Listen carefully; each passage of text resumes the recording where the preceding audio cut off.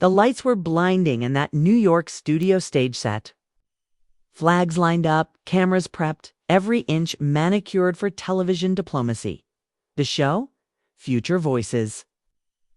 It was meant to be a feel-good panel.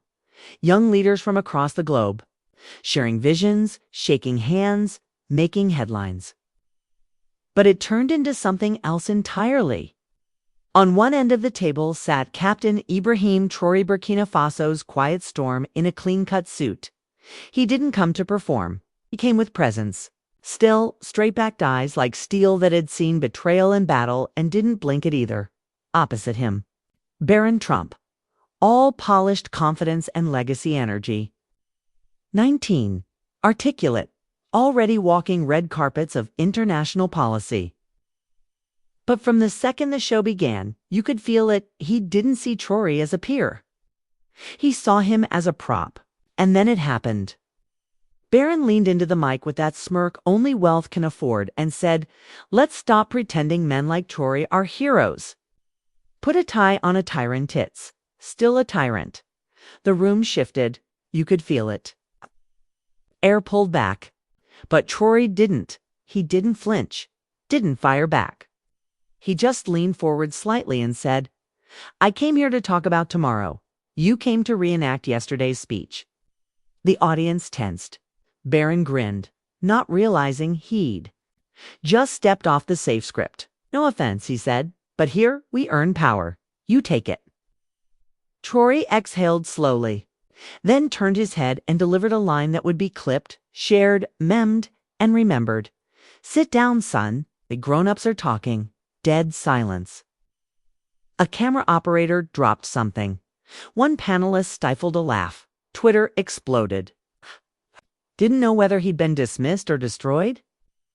The moderator tried to change topics. "Let's move on to development aid," but Traoré raised a single finger. "I'll answer, but let's be clear. This panel isn't for passing down crowns. It's for facing the world we've inherited, scarred, unequal, real." Suddenly, the cameras weren't on Baron anymore. They were locked on the man who didn't flinch under pressure. The man who didn't come from privilege, but from purpose. Baron tried to recover. "I was invited here too, you know. Have a right to speak." Traoré didn't argue. "And you did. Loudly. Like someone who thinks history started when he was born." A few chuckles. Even a U.S. senator tried to hide. A smile. Baron's cheeks colored. "I know politics. I've studied international relations. I know what happens in countries like yours." But Traoré just tilted his head and spoke low and sharp. "You've read headlines? Written by people who shaped your worldview before you even left home. That's not education. That's curated ignorance." The moderator tried to smooth things over. "Let's keep it respectful." Traoré nodded. "Respect begins with listening, not lecturing someone who bled for his country while you were perfecting your Instagram." Baron leaned back, scoffing. "So now I'm just some kid with a phone." Traoré's voice didn't T-rise. It didn't need to. "No, you're more dangerous than that. You're a reminder of what happens when power gets passed down without anyone explaining what it costs to get it." The room froze. Even the control room hesitated. Cut to commercial. Or let this moment live. Before they could decide, the damage or the truth was already done. Traoré didn't raise his voice. He didn't have to. He had something more powerful.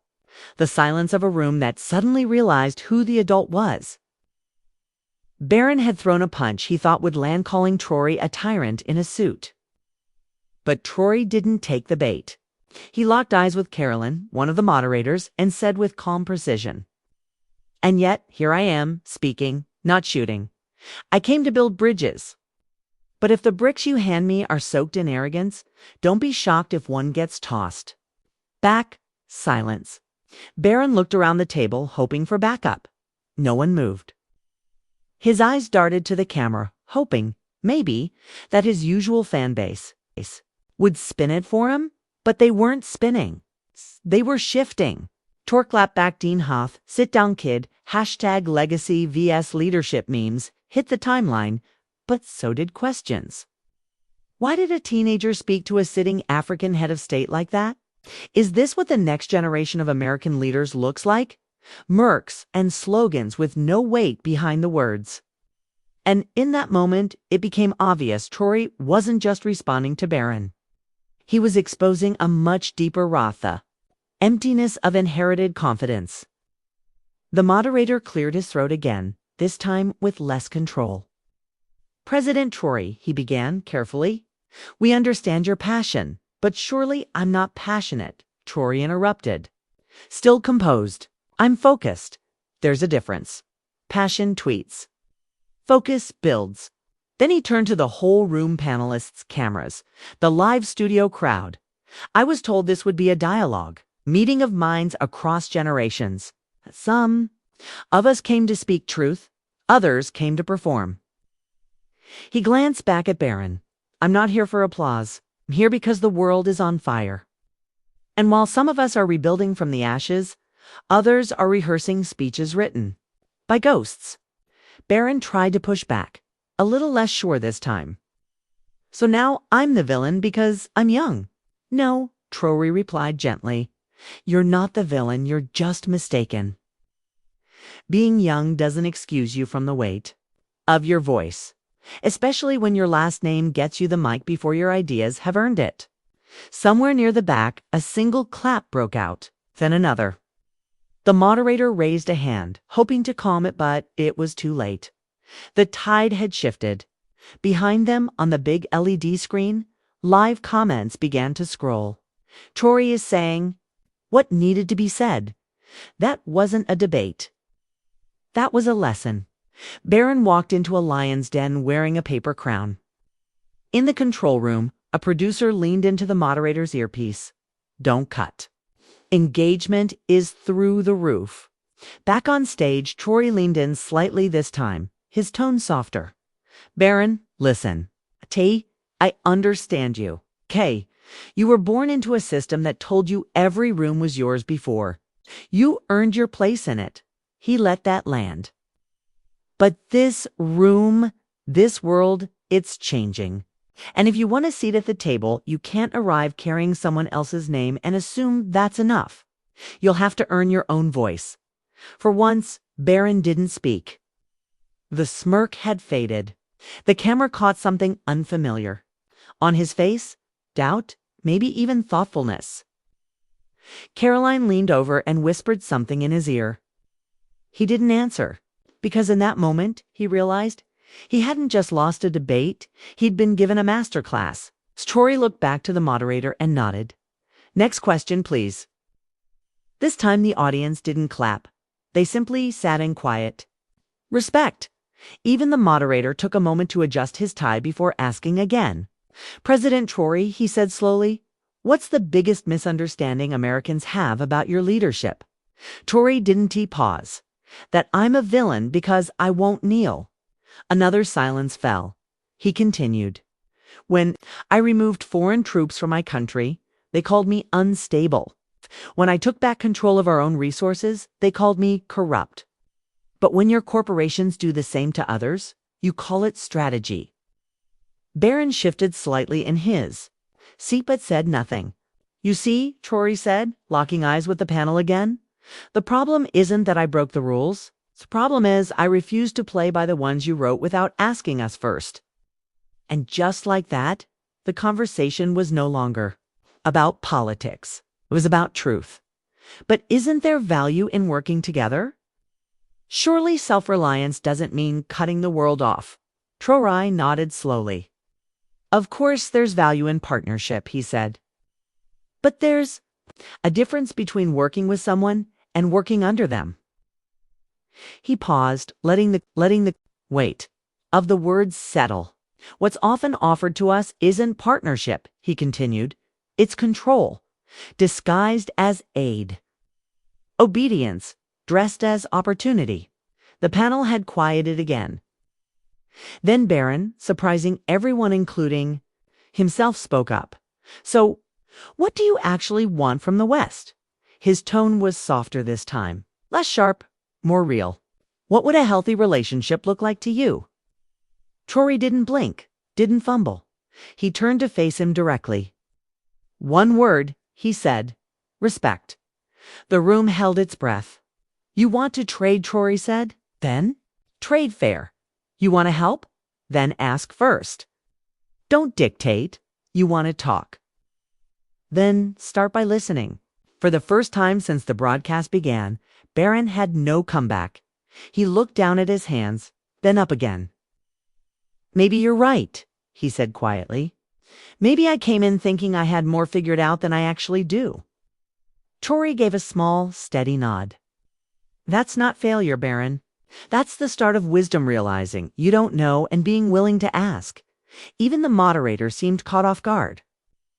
What began as a confrontation was turning into something else, entirely a lesson, a reckoning. The live chat exploded. This is what real dialogue looks like. Barron just dropped the ego. Respect. Traoré isn't just leading, he's teaching.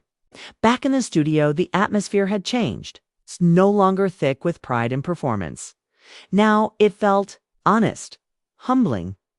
A short break was announced. Cameras panned wide. Mics cut out, but the energy didn't go anywhere.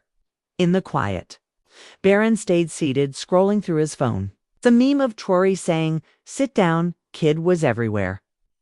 But what caught his attention were the other posts, the ones praising him. Not for clapping back, but for staying. Ade, respecting me for not fighting back. He muttered aloud. Across the table, Traoré heard him. Leadership, he said softly, isn't about winning every exchange. It's about knowing when silence says more than ego ever could. Barron looked up, confused. How do you do that? He asked. How do you carry yourself like this, like the room already belongs to you? Traoré didn't hesitate. Because I buried friends in rooms like this. Barron froze.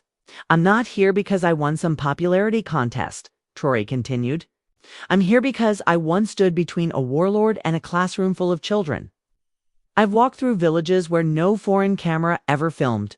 Power isn't a prize, it's a price. The studio was completely still, even off air. Barron's face shifted again. No smugness, no spin. Something rare. Sincerity. I guess, he said, I've never really had to fight for anything. Traoré didn't flinch. That's not your fault. But it becomes your responsibility the moment you realize it. A studio tech called out, 30 seconds. Barron turned to him one last time before they went back live. Why didn't you humiliate me? He asked. Traoré looked at him, come steady. Because if I did, it'd be no better than the thing I'm trying to dismantle. The countdown hit 0. And when the cameras turned back on, everything had changed. The audience could feel it. This wasn't a debate anymore. It was a conversation, and it mattered. The moderator's voice cracked slightly as he returned. President Traoré, many in the West say you're too rigid, too harsh. Some even call you the Iron Wall of Africa. What do you say to that? Traoré didn't blink. He didn't smirk. He just said it plain. An iron wall doesn't rise on its own. It rises when too many try to sneak in through the back door. The panel froze. Even Barron looked stunned. But Traoré wasn't finished. You ask why I won't compromise, he said, turning toward the camera. So let me ask you, why should I? Why should any of us? When those writing the rules only start asking for our opinion the moment we say no. Another silence. Not tense, not hostile. Just honest, raw, real. Compromise is noble, Traoré said. Finally. But only when both sides are willing to lose something, not just us. And with that, the screen faded to break. You could feel that the tone in the room had changed. What began as polite tension was now something deeper, a current, electric and uncontainable. Ibrahim Traoré had just said the quiet part out loud. Partnership only works when both parties stand as equals, he said. But when one comes with a leash and the other with a spine, that's not a conversation. That's colonization in a tailored suit. The studio went still. Not because anyone disagreed, but because no one had ever said it so clearly, and certainly not on American television. Caroline Leavitt, seated near the end of the panel, finally spoke up.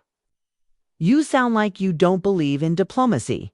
Traoré turned toward her, composed as ever. "I believe in diplomacy," he said, "but I don't believe in smiling for the camera while someone quietly signs away my country's future behind it." A ripple of murmurs filled the room. Barron didn't speak. He just watched, now less like an opponent, more like a student who had just realized the textbook was wrong. "You think this is just politics," Traoré said, voice steady. "This is about dignity. It's about whether people like me can speak without translation. Whether I can walk into this room and not be treated like a prop but as someone who earned their seat." He looked back at Barron. "Did earn it with more blood than you'll see in a lifetime." The moderator tried to steer the conversation elsewhere. "President Traoré, where does this lead? It's refusal to play by the traditional rules. What's the end game?" Traoré didn't hesitate. "It doesn't end," he said, "because freedom doesn't have a finish line. It's not a goal you check off.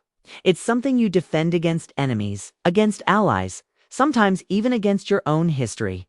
In the control room, chaos. Viewer numbers had doubled in minutes.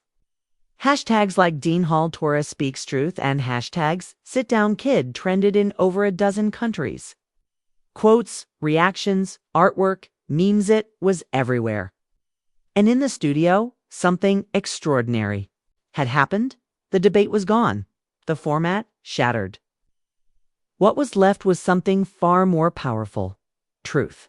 The man once labeled divisive had become the moral anchor of the room. Even Baron Trump knew it. He lowered his eyes. During the break off-air, Barron leaned forward, barely above a whisper. "I didn't come here expecting to respect you," he admitted. Traoré didn't react, not at first. "But I do now," Barron added. Traoré finally nodded. "You don't have to like me. But you do have to understand this world doesn't orbit your flag." Barron exhaled. "I'm still working on that part," Traoré said. "That means you're waking up." When the broadcast resumed, it was clear something fundamental had shifted. This was no longer a clash, it was a moment. A young man facing the reality of earned leadership. It's not inherited. It's not branded. Forged. A journalist from the New York Times asked the next question. "President Traoré, some critics say you're stuck in the past, that your rejection of Western influence is based on old wounds. Why not move on? Focus on the future?" Traoré turned toward her, eyes unwavering. "You don't bury a wound until it's healed," he said. "And ours still bleeds every time a foreign contract arrives, written in invisible ink." The journalist leaned in. "So you don't trust us?" "I trust intentions," Traoré replied. "I measure outcomes. And so far, the outcomes have mostly been written in your favor." Barron jumped in again, this time more gently. "But what if some of us really want to work together? What if we want to build something real?" Traoré looked at him. "Then stop speaking for us and start listening to us." A pause. A long one. Barron leaned back in his chair. "Fair," he said softly. Even the moderator was silent. So was the crowd. Something unexpected. A security aide stepped onto the edge of the stage, murmuring into an earpiece. The moderator looked down at his tablet, then cleared his throat. "We've just received word protests have erupted outside the studio. Supporters and critics of President Traoré are clashing in the streets." All eyes turned to Traoré, waiting to see how he'd respond. But he didn't flinch. "Let them protest," he said. "It means they're awake." Scene shift. The world outside the street, was alive with noise horns, chants, anger, passion. One side held handmade signs, "Stand with Traoré." The other, more skeptical, shouted back about nationalism, fear, and control. But in that moment, it was clear. This wasn't just a political segment anymore. It was a mirror, a reckoning. A live confrontation between history and inheritance. They invited him thinking he'd play by the rules. A young African president, half their age, walking into a studio built to showcase polished debate and polished dominance. They expected him to fold, or at least to flinch. What they got instead was something they couldn't predict. Calm. Truth with a backbone. When he spoke, the room didn't just pause, it held its breath. No one walks into a room with a leash and calls it diplomacy, he said. If I have to smile while signing away my people's future, that's not negotiation. That's surrender in a nice tie. Silence. It's a kind that doesn't come from shock, but recognition. Even Caroline Levitt, sitting at the edge of the panel, finally leaned forward and asked, "Do you even believe in diplomacy?" He turned to her, steady, quiet, firm. "I believe in respect," he said. "But I won't let anyone pat my head while stealing my country's future with the other hand." Murmurs rippled. Someone on the panel looked down, not in disagreement, but in reflection, and then it shifted. This wasn't about left or right anymore. This wasn't Africa. Versus the West, it was about something deeper. Dignity, truth, the right to sit at the table without permission. "I'm not here because I was handed power," he said. "I'm here because I earned it with sweat, risk, and sacrifice. I don't need applause. I need honesty." Barron Trump, once the most prepared man in the room, found himself quiet. Not silenced, just listening. For the first time in a long time. The moderator tried to steer it back to safety.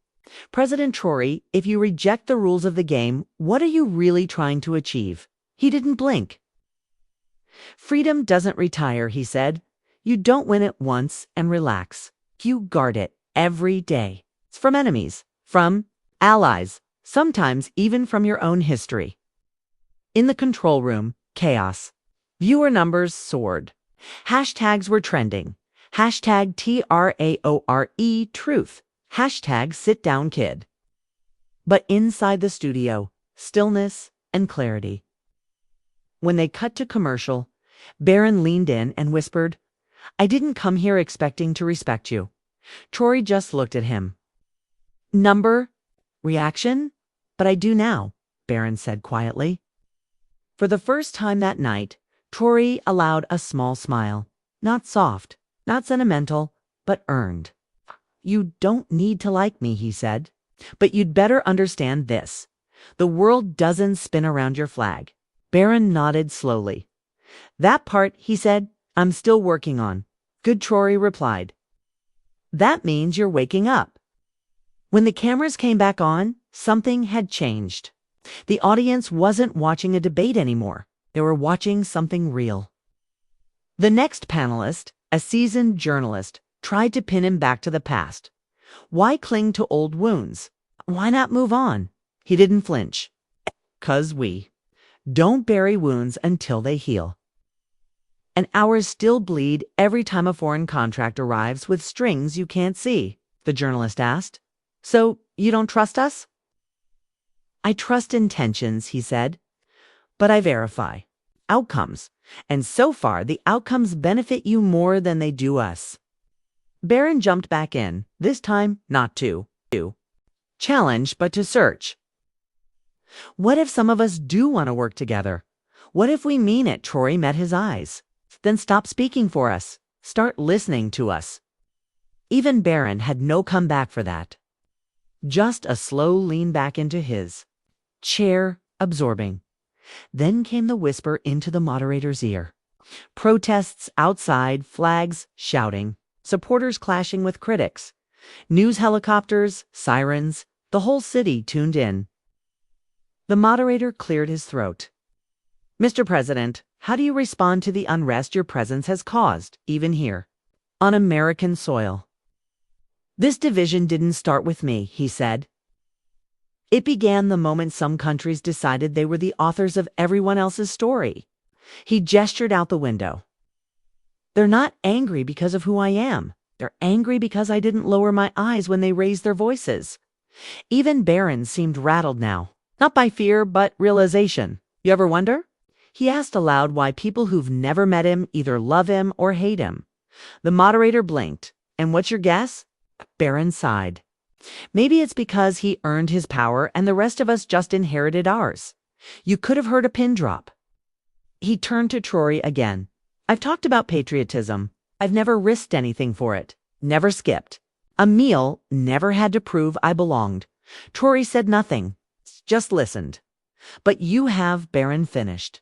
No applause, no cue, just a raw moment of truth. Then the final question. Mr. President, what's the real reason you came? Here, tonight. Traoré leaned forward. Because closed doors don't open themselves, he said. And you can't change a system from outside the building. He looked around the table. You may not agree with me. You may not like how I speak. But tonight, you heard me. And that was the point. As the show ended, Barron asked the last question, almost like a student would. What happens when the cameras shut off? When the world forgets again? Traoré gave him the clearest answer of the night. Then I speak louder. And with that, he stood, turned, walked off. No theatrics, no anthem. Just the slow rise of an audience that now understood something had changed. And outside, the streets boiled. But inside, something cracked open. A new understanding, a deeper discomfort, and a growing respect.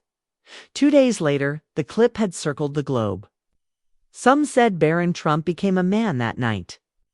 Others said America had been given a mirror it didn't want and couldn't ignore. But in homes, in classrooms, and on every screen in between, people weren't quoting Traoré because he was powerful. They were quoting him because he said what others were too afraid to. That real power isn't passed down, it's earned and carried with truth. And in the dusty streets of Ouagadougou, where children waved handmade flags, Traoré returned home. No fanfare, no fireworks. Just the quiet respect reserved for those who walk through fire and come back wiser. Back at the palace, he read a transcript of the night. He stopped at one line. Don't mistake silence for surrender. His aide asked, was it worth it, sir? He didn't answer right away, just looked out the window. Then said some rooms you entered to speak, others, to remind them you were never gone.